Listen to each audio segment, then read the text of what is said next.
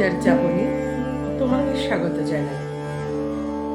আজকের নিবেদন মা এবারের শীতে, লিখেছেন তসলিমা নাসরিন। শীত আসছে, উঠোনে শীতল পাটি বিছিয়ে এখনো লেপ রোদে দেবার সময়।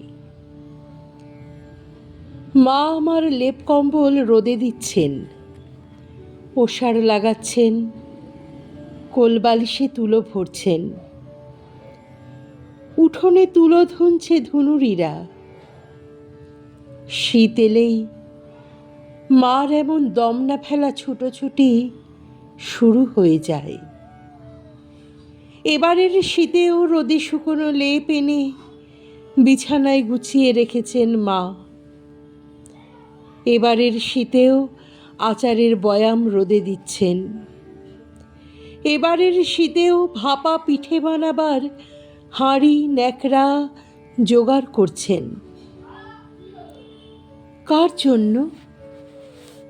কে আছে বাড়িতে যে কিনা সারা শীত লেপের তলায় গুটি মেরে মনে মনে চমৎকার চাঁদের আলোয় অরণ্যে কাঠখড় কুড়িয়ে আগুন তাপায়?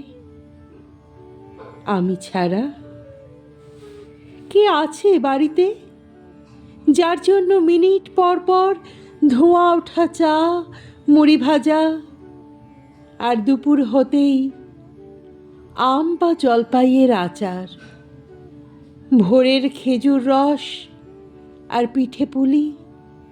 কার জন্য? এবারের শীতে আমি স্ক্যান্ডিনেভিয়ায় বরফে আর অন্ধকারে ডুবে আছি।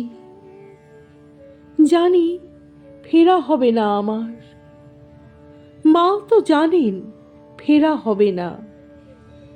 রোদ পড়া উঠোন আর নকশি কাঁথায় ন্যাপথলিনের ঘ্রাণের ওপর পাশের বাড়ির বেড়াল এসে শোবে। এত জেনেও মা কেন রোদে দিচ্ছেন আমার কাঁথা, কাপড়, লেপ, কার্পাস তুলোর বালিশ? এত জেনেও মা কেন ডুকরে কেঁদে ওঠেন ফোনে যখন আমি পৃথিবীর শেষ প্রান্ত থেকে সুখবর দিই ভালো আছি?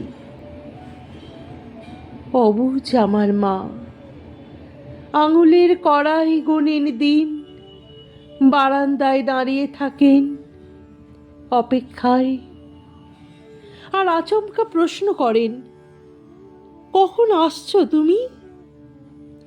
তুমি তো ঘুমোবে।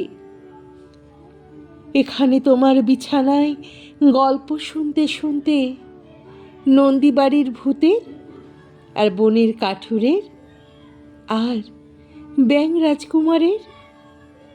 আর মা কি আগামী শীতেও আমার জন্য আবার রোদে দেবেন লেপ, তোশক, আচারের বয়াম? আর দরজায় টোকা পড়লে বঁটিতে মাছ রেখেই দৌড়ে দেখবেন আমি কিনা